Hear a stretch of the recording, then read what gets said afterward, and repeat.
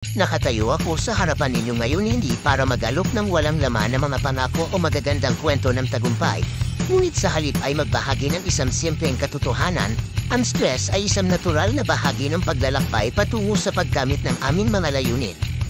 Ang paglaban na kinakaharap natin ang siyang nagpapalakas sa atin na nagbuhulmo sa atin na maging matatag na mga individual na dapat tayong maging. Sa mga sandali ng stress, madaling makaramdam ng labis na pagkabalisa, pagdudahan ng ating mga kakayahan, at pagdudahan kung talagang kaya nating abutin ang ating mga pangarap. Ngunit hinihimok ko kayo na tingnan ang stress hindi bilang isang hadlang, ngunit bilang isang palatandaan sa landas tungo sa kadakilaan. Bawat hamon na iyong nararanasan, bawat pagulong na iyong kinakaharap, ay isang pagkakataon para sa pagunlad. Sa pamamagitan ng kahirapan na tutuklasan natin ang ating tunay na potensyal, itinutulak ang ating sarili na lampas sa ating nakikitang mga limitasyon at umuusbong na mas malakas sa kabilang panig.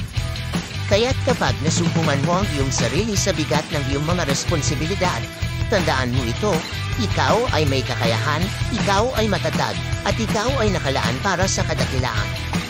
Yakapin ang mga hamon na nasa harap mo dahil ito ang mga hakbang na magdadala sa iyo sa tagumpay.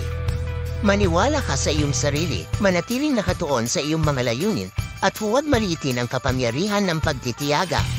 Sa determinasyon at katatagan, walang hindi mo kayang lampasan. Kaya't humayo ng may lakas ng loob, aking mga kaibigan, at hayaang gabayan ka ng iyong mga pangarap sa unos. Sapagkat sa kabilang panig ng stress ay ang tagumpay, at ito ay sa iyo para sa pagkuha.